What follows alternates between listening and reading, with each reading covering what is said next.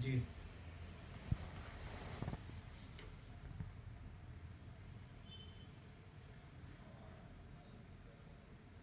जी।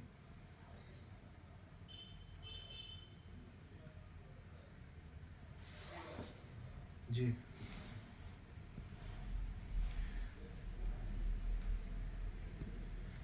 देखिए, सबसे पहले तो मैं आपको यही कहना चाहूँगा कि ये जो पूरा मुद्दा है, इसमें लोगों को यही समझ नहीं है कि आखिर अरावली के जो डेफिनेशन की बात की जा रही है, तो आखिर इसकी डेफिनेशन का मुद्दा उठा क्यों? डेफिनेशन का मुद्दा इस नाते उठा कि बहुत पहले 1985 में एक MC Mehta versus union of India का केस हुआ था, जिसके अंदर जो है ये मुद्दा उठाया गया कि भाई जो अरावली है, जो कि काफ़ी इको सेंसिटिव जोन के अंतर्गत आता है, तो इसको बचाया जाना चाहिए क्योंकि इलीगल माइनिंग वगैरह हो रही है, जो कि आपके दिल्ली के क्षेत्र के अगल बगल जैसे नूह है, फरीदाबाद है, और इसके जो सबर्बन एरियाज़ हैं वहाँ इलीगल माइनिंग हो रही है, जिससे पर्यावरण का भी नुकसान हो रहा है। तो उस 1985 से लेके और 2025 तक लगभग आप देखिए, लगभग ये आपका काफ़ी समय हो जाता है। और इस समय के दौरान क्या हुआ, माननीय उच्चतम न्यायालय ने कुल 15 जजमेंट दिए, और इन 15 जजमेंट जो है ये अरावली के संरक्षण से संबंधित ही जजमेंट है। और उसके अंतर्गत बार बार न्यायालय ने कई बार कई कमेटियां गठित करी, कई रिपोर्टें मंगवाई, और अलग अलग मुद्दे जो है एमसी मेहता के केस के साथ जो है जुड़ते गए। तो उन्हीं मुद्दों के साथ में एक इंटरलॉक्यूटरी ऑर्डर जुड़ा। एक इंटरलॉक्यूटरी मतलब होता है जब कोई मुकदमा चल रहा होता है, उसमें कोई पार्टी अगर अफेक्टेड होती है तो वो एक अंतर्वर्ती आदेश के लिए अपना एक एप्लीकेशन मूव करती है, तो उसको इंटरलॉक्यूटरी एप्लीकेशन कहते हैं, उसको शॉर्ट फॉर्म में कानून की भाषा में आईए कहते हैं। तो एक आईए, आप जब कभी जजमेंट देखोगे तो उसमें एक आईए नंबर पड़ा हुआ है। तो उस आईए के अंतर्गत ये मुद्दा उठाया गया कि भाई अरावली की जो संरक्षण करने की बात की जा रही है, तो इसका क्या डिफिनीशन समझा जाए। तो माननीय उच्चतम न्यायालय ने जो सेम जो मुद्दा लिया, उस मुद्दे के अंदर माननीय न्यायालय का ये कहना था कि भाई हमारी जो अरावली है, उस अरावली को कैसे और क्या समझा जाए। तो सबसे बड़ा इशू जो माइनिंग कोर्ट के लिए आया वो ये था कि भाई अरावली की परिभाषा क्या होनी चाहिए। तो उसी अरावली की परिभाषा को ही उस मुद्दे के अंतर्गत रखा गया, और उसमें ये कहा गया कि इसके लिए जरूरी है कि कोई एक्सपर्ट रिकमेंडेशन आए, क्योंकि हर कोई व्यक्ति जो है अरावली को नहीं समझ सकता है, जो कि गुजरात से लेकर दिल्ली तक अरावली फैली हुई है। इस पृथ्वी की सबसे पुरानी जो है वो एक लैंडस्केप है वो एक तरीके से। तो माननीय न्यायालय ने इसके लिए जो है इन्वायरमेंटल इम्पैक्ट असेसमेंट, जिसको हम EIA कहते हैं, उसके अंतर्गत जो है एक समिति का गठन किया, और उस समिति को ये कहा, माननीय न्यायालय ने कहा कि भाई आप जो है एक अरावली की नई डिफिनीशन हमें बताइए कि अरावली किसको समझा जाए। दूसरा, उन्होंने जो अरावली के अंदर माइनिंग हो रहा है, तो कुछ कोर एरियाज बताया गया कि उन कोर एरियाज में अरावली को बैन कर दिया जाए। इसके अलावा उन्होंने कहा कि देखिए, एक तरीके से पर्यावरण का जो संरक्षण है और साथ में विकास का जो कार्य है, दोनों एक साथ चलना चाहिए, जिसको हम सस्टेनेबल माइनिंग कहते हैं। समावेशी विकास की परिभाषा दी जाती है। तो समावेशी विकास होना चाहिए, सस्टेनेबल माइनिंग भी चलती रहे, विकास का कार्य भी होता रहे, और हमारी जो धरातल की जो धरोहर है वो भी संरक्षित रहे। तो कोर्ट ने उस कमेटी को ये भी कहा कि आप हमें बताइए कि कैसे सस्टेनेबल माइनिंग पॉसिबल हो सकता है। इसके अलावा माननीय न्यायालय ने ये भी कहा कि इसके ऊपर कोई केस स्टडी हो तो वो सब भी आप लोग रीड करिए, और अभी जो एग्जिस्टिंग माइनिंग्स चल रही हैं उनका भी डेटा हमें दीजिए कि भाई उसके अंतर्गत क्या हुआ और कैसा कैसा काम हो रहा है। तो इन सारे मुद्दों को लेकर माननीय न्यायालय ने उस कमेटी का गठन कर दिया। कमेटी चूंकि मुद्दा काफ़ी बड़ा था, तो कमेटी को भी अपनी रिपोर्ट देने के लिए काफ़ी समय लग रहा था। तो कमेटी के कई टेक्निकल मुद्दे भी आए कि कमेटी बार बार समय ले रही थी। तो माननीय न्यायालय ने बीच में एक मुद्दा आया था TN गोदावर्मन का। TN गोदावर्मन के केस में अभी हमारा जो एक एरिया है जहाँ पर इसी तरीके के माइनिंग को लेकर, जंगल के एरिया का माइनिंग था, और उसमें कुछ कंजर्वेशन के कार्य शुरू किए गए थे। तो वहाँ पर माननीय न्यायालय ने कहा कि जैसे वहाँ की समिति ने एक सस्टेनेबल माइनिंग यानी एक समावेशी माइनिंग करने के लिए एक माइनिंग प्लान बनाया है, MPSM बोलते हैं इसको, तो आप भी एक ऐसा कोई प्लान हमें बनाकर दो। तो उसी के आधार पर रिपोर्ट फाइनल की गई और हमारी जो ये कमेटी बनी थी, सेंट्रली एम्पावर्ड कमेटी, CEC की कमेटी थी, जिसके अंदर मिनिस्ट्री ऑफ जो फॉरेस्ट है, MOEF जो है, उनके अंतर्गत उनके सेक्रेटरीज को लेकर सभी राज्यों के जो वन विभाग के सेक्रेटरी हैं उनको लिया गया और तमाम एक्सपर्ट्स लिए गए और सारे एक्सपर्ट्स वगैरह की जो रिपोर्ट आई, उन रिपोर्ट के आधार पर कोर्ट को बताया गया कि हम अरावली की ये परिभाषा जो है ले सकते हैं। तो बेसिकली सर जी हाँ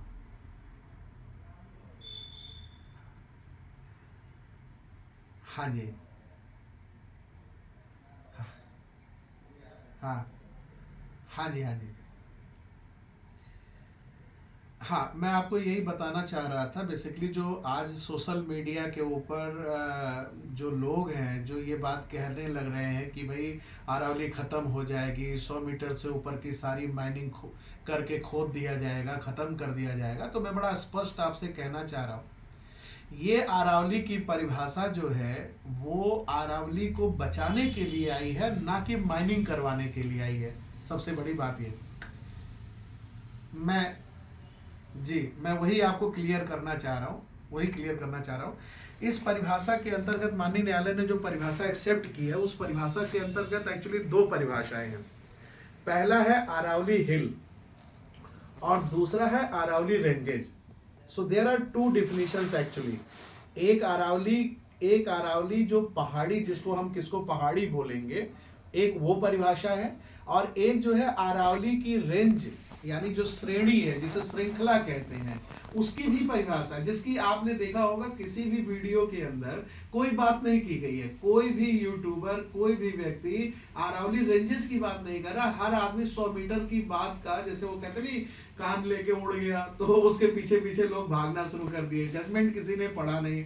तो अरावली हिल्स के साथ अरावली रेंजेस की भी परिभाषा है कि हम किसे अरावली हिल मानेंगे और किसे हम अरावली पर्वत श्रृंखला या श्रेणी मानेंगे। जैसा कि आपको पता है कि अरावली जो है वो कॉन्टिन्यूअस लैंड फॉर्म नहीं है, अरावली फ्रेगमेंटेटेड है, कहीं पर जमीन हो जाती है, फिर कहीं उभार आ जाता है, फिर कहीं जमीन आ जाती है।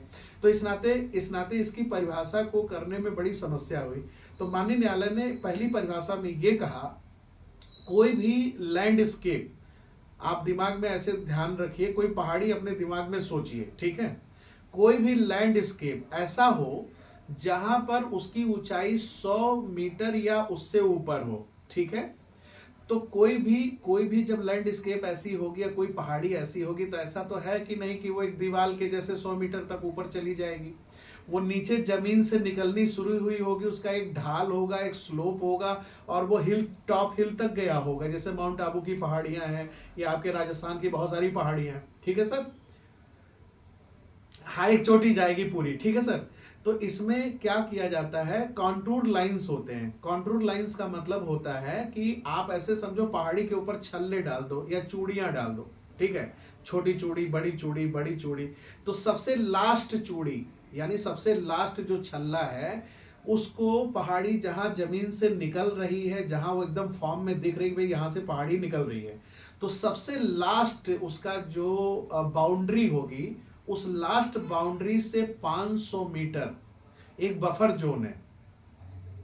यानी पहाड़ी तो संरक्षित है ही, पहाड़ी के साथ में जो जमीन लगी हुई है वो भी संरक्षित है। उस केस में जहां अगल बगल दो पहाड़ियां हो, ठीक है, और उस पहाड़ी से लगती हुई जो रेंज है, जो स्लोप है, जो ढाल है 3 मीटर 3 डिग्री का, उस 3 डिग्री के ढाल के साथ में जितनी बड़ी लैंड उसमें आ सकती हो, वो सारा सब कुछ संरक्षित है। और किसी को भी ये गलतफहमी में नहीं रहना चाहिए कि 100 मीटर की ऊंचाई की जो पहाड़ी है उसको छोड़ दिया जाएगा और बाकी का जो है खोद दिया जाएगा। ये बहुत बड़ी गलतफहमी है, बहुत बड़ा कंफ्यूजन है एक्चुअली।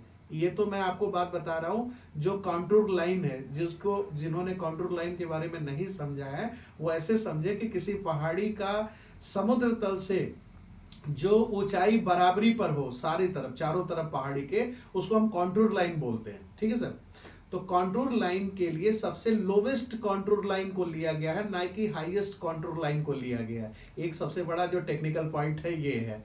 और उस हाईएस्ट कंट्रोल लाइन जब 100% मतलब 100 मीटर की कोई चोटी है, तो वो जहां जमीन में जाके घिस रही है, जहां जमीन से वो उभर कर बाहर आ रही है। अब देखो ये लैंड फॉर्म है, कोई ऐसा तो है नहीं कि आर्टिफिशियली आपने एक जगह उठा दिया, एक जगह गिरा दिया।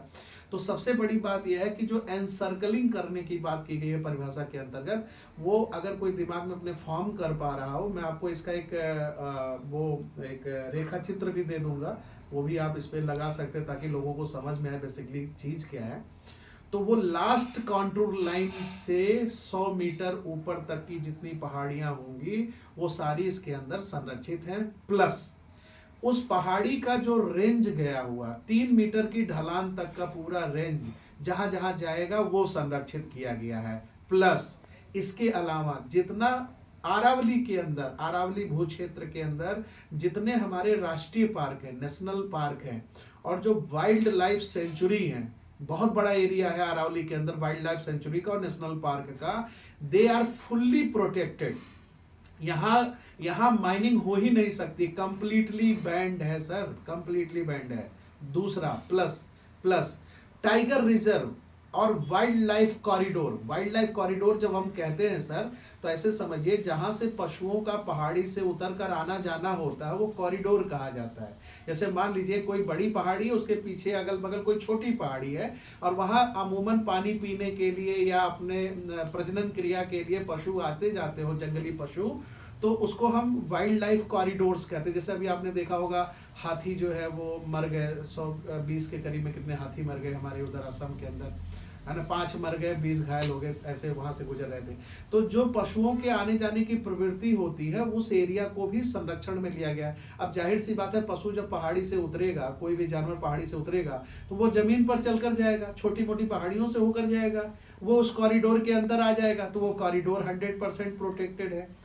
तीसरा जो एरिया है वो इको सेंसिटिव जोन, माननीय न्यायालय ने कहा है कि जो कोई क्षेत्र ऐसा है जहां डिजर्टिफिकेशन हो रहा है। अच्छा, मजेदार बात देखिए क्या है, माननीय न्यायालय ने अपना ये जजमेंट शुरू करने से पहले संयुक्त राष्ट्र संघ का जो अंतर्राष्ट्रीय पूरी दुनिया के अंदर जो डिजर्टिफिकेशन होता है, जिसको हम हिंदी में कह सकते हैं कि जब मिट्टी रेत में तब्दील होती है, इस चीज को रोकने का एक अंतर्राष्ट्रीय समझौता है, और भारत उस अंतर्राष्ट्रीय समझौते का हस्ताक्षरी है।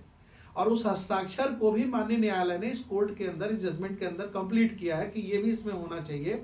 तो माननीय न्यायालय ने ये भी कहा कि जो ऐसा क्षेत्र राजस्थान का, हरियाणा का या दिल्ली से सटे हुए किसी क्षेत्र का है जहां पर डिजर्टिफिकेशन बहुत तेजी से हो रहा है, उसको हम इकोनॉमिकली सेंसिटिव जोन मानेंगे। जैसे आपने देखा होगा आपके इधर राजस्थान से हरियाणा से लगा हुआ जो बॉर्डर वाला एरिया है, जैसे कोटपुतली का क्षेत्र हो गया और तमाम इधर, वहां मिट्टी के अंदर बालू की मात्रा, सिल्ट की मात्रा ज्यादा है। तो ये इसका मतलब ये हुआ कि इसका डिजर्टिफिकेशन हो रहा है, क्योंकि प्लांटेशन और बारिश की कमी की वजह से मिट्टी टूट रही है। तो मिट्टी के टूटने के, उसके बॉन्ड्स को टूटने से क्या होता है, रेगिस्तान में तब्दील हो जाता है। तो माननीय न्यायालय ने, हाँ जी,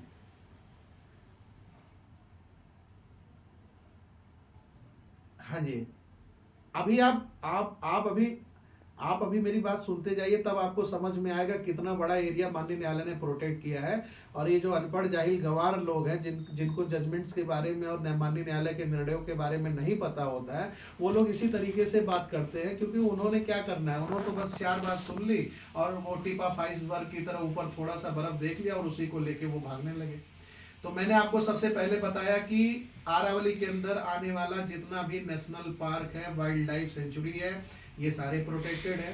टाइगर रिजर्व का जो एरिया है, वाइल्ड लाइफ कॉरिडोर का एरिया है, ये प्रोटेक्टेड है। इको सेंसिटिव जो जोन है, जिसे ESZ कहते हैं, वो फुल्ली प्रोटेक्टेड है। इसके अलावा सर, जो प्रोटेक्टेड फॉरेस्ट होते हैं, जो जंगल, संरक्षित जंगल हैं, इन जंगल के 1 किलोमीटर के दायरे में, 1 किलोमीटर जब मैं कह रहा हूं तो एरियल डिस्टेंस की बात कर रहा हूं, जो कि बहुत ज्यादा होता है। 1 किलोमीटर के एरियल डिस्टेंस में इकोनॉमिकली या इको सेंसिटिव जोन के अंदर कोई भी माइनिंग नहीं हो सकती है। इसके अलावा जो रामसर साइट्स होती है, Ramsar site wetland area sir वो होता है जहां पर उथला पानी होता है, जैसे बारिश की वजह से पानी आ गया, वो पानी हमेशा बना रहता है, जहां पर वो बर्ड्स वगैरह आती है। आपके राजस्थान में बहुत सारा एरिया है जहां पे माइग्रेटेड बर्ड्स आती है, तो उनको रामसर साइट्स कहते हैं, ठीक है। और जो मेजर लेक्स हैं, जो बड़े बड़े झील हैं, उन झील्स के आसपास 2 किलोमीटर झील का एरिया प्लस उसके बाद उनके एरियल डिस्टेंस के 2 किलोमीटर के अंदर में कोई माइनिंग नहीं हो सकती है। ऐसी जगह जहां पर पानी यानी वाटर रिचार्ज होता, पृथ्वी को जहां से वाटर मिलता हो या वाटर रिसोर्सेज जोन के रूप में उनको जाना जाता हो, वहां पर भी कोई माइनिंग नहीं हो सकती है। इसके अलावा जो हमारा बहुत ही हाई बायोडाइवर्सिटी या जो फ्रेजेंटाइल एरिया होता है, जैसे मान लीजिए कोई ऐसा इकोसिस्टम है जहां पर बहुत तेजी से चीजें खत्म हो रही हैं या सूख रही हैं, तो उस एरिया में भी प्रोटेक्टेड एरिया है, वहां कोई माइनिंग नहीं हो सकती है। इंटायर अरावली रीजन के अंदर जहां कहीं भी ऐसा कोई एरिया पाया जाएगा, उन जगहों पर माइनिंग नहीं होगा, और ये 100% सुरक्षित क्षेत्र हैं सर।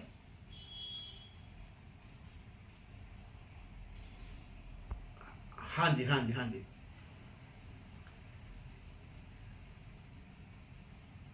बिल्कुल सही, बिल्कुल सही कह रहे हैं। देखिए माननीय मंत्री जी जो है वो एक पढ़े लिखे व्यक्ति हैं, और वो वकील भी रहे हैं, एलएलबी करी है उन्होंने, बड़ा अच्छा उनका इतिहास भी रहा है, राजनीतिक कैरियर रहा है, और वो आपके राजस्थान से बिलोंग करते हैं, वो अरावली को समझते हैं। तो सबसे बड़ी बात यह है कि जब संसद में कोई मंत्री अपना वक्तव्य देता है, तो वो कभी भी गलत गलत बयानबाजी नहीं कर सकता है।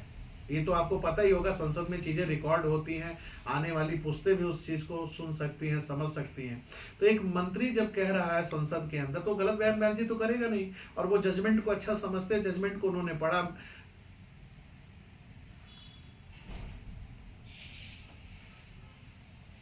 नहीं सर, कोई खतरा नहीं है। और मैं तो कहता हूं कि इस जजमेंट को जिन लोगों ने नहीं पढ़ा है, जितने चैनलों ने नहीं पढ़ा है, वो पहले जजमेंट को पढ़ें, पैरावाइज पढ़ें। किसी भी जजमेंट के क्या है, 2 भाग होते हैं। पहला भाग जो होता है, जिसको हम स्टेयर डेसाइसिस कहते हैं, रेशियो डेसेंडाई दूसरा भाग होता है। स्टेयर डेसाइसिस का मतलब होता है कोर्ट अपने जजमेंट को देने की रीजनिंग बताती है।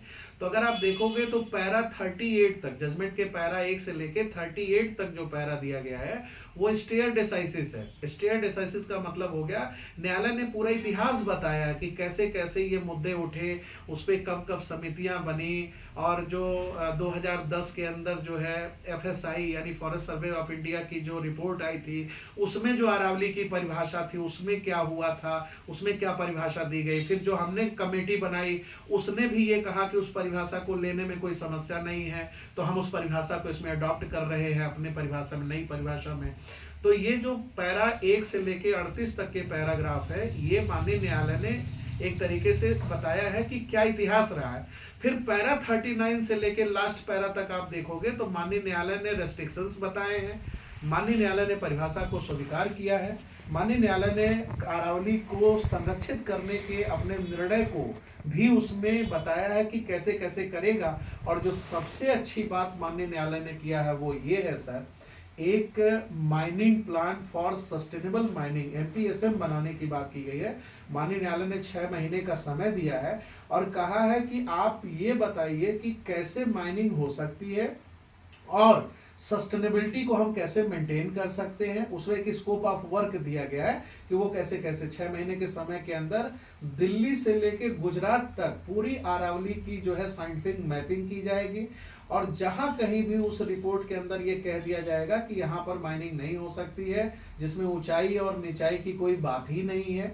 अगर वो 8-9 तरीके जो मैंने आपको बताया, टाइगर रिजर्व और प्रोटेक्टेड जोन, ये सबको ध्यान में रखते हुए उनके अलावा हम कहाँ माइनिंग कर सकते, कहाँ नहीं हो सकती है, तब जाकर जो है माननीय न्यायालय के खुद के परमिशन से माइनिंग अलाउड होगी। और एक मजेदार बात और देखिए, माननीय न्यायालय ने इस सस्टेनेबल माइनिंग प्लान के बनने तक हरियाणा, दिल्ली, गुजरात या अगल बगल के किसी भी क्षेत्र में माइनिंग को 100% प्रोहिबिटेड कर दिया है। कोई नई माइन जो है नहीं दी जाएगी। अगर कोई माइन का रिन्यूअल होना है तो वो न्यायालय की परमिशन से ही हो सकता है। और जो माइनिंग चल रही हैं उन माइनिंग्स को भी स्ट्रिक्टली माननीय न्यायालय ने बड़े हेडिंग में ये बात कही है, strictly those minings are come under the all the clearances by the concern department. जैसे अगर कहीं ईसी का जो सर्टिफिकेट लेना है वो भी उनको चाहिए होगा, जो अप्रूव्ड माइनिंग प्लान होता है उसको भी लेना होगा। और वैसे भी मैं आपको बताऊं, इतनी बड़ी अरावली के अंदर जो है 0.02% माइनिंग अभी तक हुआ है।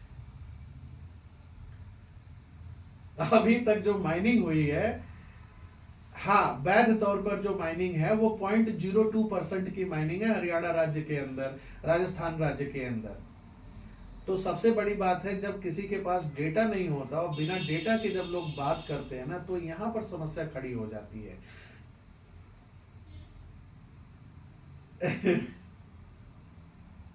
हाँ जी, हाँ जी,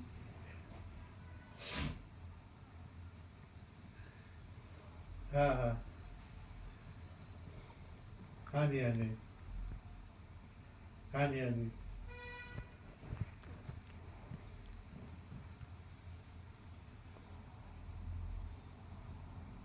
हाँ हाँ हाँ हाँ। अच्छा, वो दिखती थी, आज वो खत्म हो गए। सर मैं आपको बताऊं, जो माइनिंग जी, हम्म,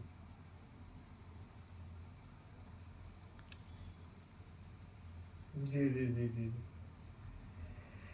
इसमें क्या है देखिए, सबसे बड़ी बात यह है, जो लीगल माइनिंग है, मैं आपको बताऊं, मैं तो काफ़ी केसेस वगैरह माइनिंग का करता रहता हूं, मुझे पता भी है। जितने भी माइनिंग है, ये माइनिंग का जो क्षेत्र है वो एक्चुअली क्या है, सेंट्रल सेंट्रल कमेटी का, सेंटर का पावर है। बेसिकली आप इसको ऐसे समझिए कि माइनिंग जो है वो केंद्र का विषय है हमारे संविधान के अंदर।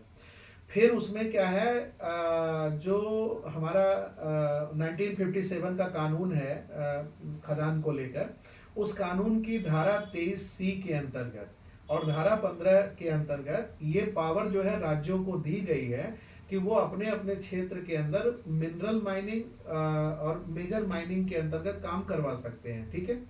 तो उसमें कानून ही यही बनता है कि इलीगल जो माइनिंग हो रही है उसको रोका जाए, उसका ट्रांसपोर्टेशन रोका जाए, उसकी स्टॉकिंग रोकी जाए। और ये सारे कानून राज्यों को ताकत दी गई है कि अपने अपने राज्यों के अंदर वो अवैध खनन को रोके, उनका अंतरण रोके, उनका पारेषण रोके, उनका भंडारण रोके। और ये सारे को करने के लिए हर राज्य के अंदर अपना माइनिंग डिपार्टमेंट है जो बड़ी मुस्तैदी से काम कर रहा है। ऐसा नहीं है, मैं इसको भी नहीं मना कर रहा हूँ कि इलीगल माइनिंग नहीं होती है, लेकिन इलीगल माइनिंग करने वाले जो माफिया हैं, जो गुंडे लोग हैं, जो मवाली लोग हैं, एक्चुअली इन्होंने लीगल माइनिंग को भी बदनाम कर रखा है। भाई आप खुद सोचिए, जहां पर पूरा का पूरा एक कार्य कानून के दायरे में रखकर किया जाता है, करोड़ों रुपए जो है माइनिंग करने वाला व्यक्ति लगा रहा है, वो सोशल वर्क भी कर रहा है, तो ऐसा कैसे पॉसिबल हो सकता है कि आप कुछ भी खोद ले जाएंगे? एक मिट्टी का टुकड़ा भी कोई नहीं ले जा सकता है। और सबसे बड़ी बात है, इस देश में जब आज़ादी के बाद जब जो जमीन का अधिकार है वो आज भी जो है सरफेस राइट के रूप में उस पंचायत को, या जो लैंड है, कई जगह पर ओपन कास्ट माइनिंग भी होती है, तो ओपन कास्ट माइनिंग में जो सरफेस राइट है वो गांव की पंचायत के लोगों को मिलता है। तो ये भी एक बहुत बड़ा उनका फायदा है, एक सोर्स ऑफ इनकम है। सैकड़ों, क्या मतलब मैं कह सकता हूँ हजारों लोग, लाखों लोग माइनिंग के काम में इन्वॉल्व हैं, जहाँ पर लोगों को लाइवलीहुड मिलता है। आप लास्ट पैरा 39 के बाद में पढ़ के देखिए, माननीय न्यायालय ने यही बात कही जब हमारे एडवोकेट जनरल, जो सॉलिसिटर जनरल ऑफ इंडिया हैं, उन्होंने ये मुद्दा उठाया कि भाई माइनिंग को 100% आप प्रोहिबिटेड कर दीजिए। तो माननीय न्यायालय ने कहा कि अगर हम 100% प्रोहिबिटेड कर देंगे तो इलीगल माइनिंग तो ऐसे भी बढ़ जाएगी। तो हमारा ये अनुभव रहा है कि 100% माइनिंग को ख़त्म करने से अच्छा ये है कि नियंत्रित माइनिंग कराई जाए, और वो भी वहाँ कराई जाए जहाँ पर माइनिंग अलाउड हो सकता हो, ताकि विकास के लिए, भाई आपको सड़क बनाना है, आपको घर बनाना है, आपको बालू चाहिए, आपको गिट्टी चाहिए, आपको बिजली चाहिए, तो ये सब कहाँ से आएगा? जाहिर सी बात है, हमें माइनिंग तो करनी करनी है। बट माइनिंग, जी, कोई खतरा नहीं है, मैं दावे के साथ कह सकता हूं, किसी भी प्लेटफॉर्म पर कह सकता हूं और डंके की चोट पर कह सकता हूं, जिसने ये निर्णय नहीं पढ़ा है जी वो पढ़े, पहले वो पढ़े, फिर वो इस तरीके की कोई बात मानिए। आपने देखा होगा मंत्री जी ने भी यही बात कही है कि कुछ लोग जो है वो भ्रमित कर रहे हैं, वो सही कह रहे हैं, लोगों को जजमेंट के बारे में, उसकी एबीसीडी के बारे में पता नहीं। और मैं तो बहुत दुखी हूँ उन शिक्षाविद लोगों से, ये जो कोचिंग चलाने वाले लोग हैं या जो ये अपने अपने रोटी सेकने वाले लोग हैं।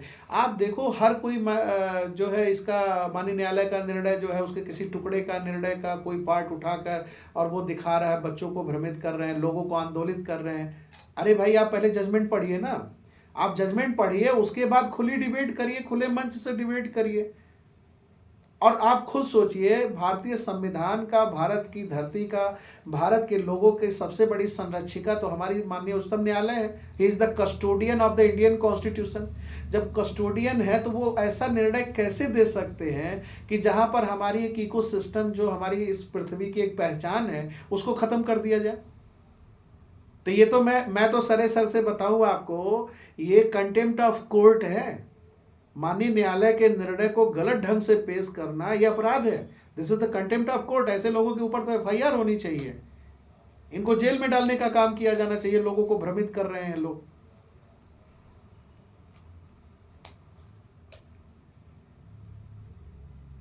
वो मैंने आपको समझा दिया, 100 मीटर को लोग कैसे देख रहे हैं, वो टाइटेनिक मूवी के जैसे, टिप ऑफ आइसबर्ग के जैसे देख रहे हैं। 100 मीटर, हाँ 100 मीटर का मतलब ये है, कोई भी पहाड़ी एकदम से खड़ी नहीं होती है, वो पहाड़ी धरती के अंदर से निकलती है, वो एक स्लोप लेती है, फिर वो ऊपर तक जाती है।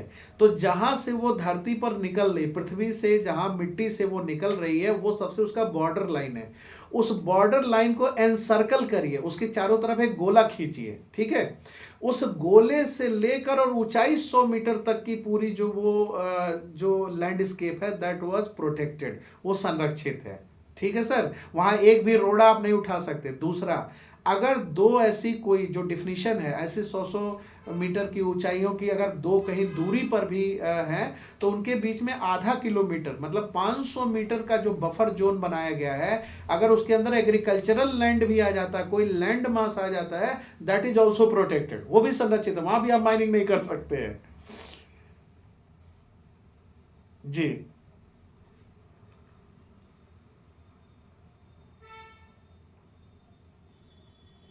जी जी जी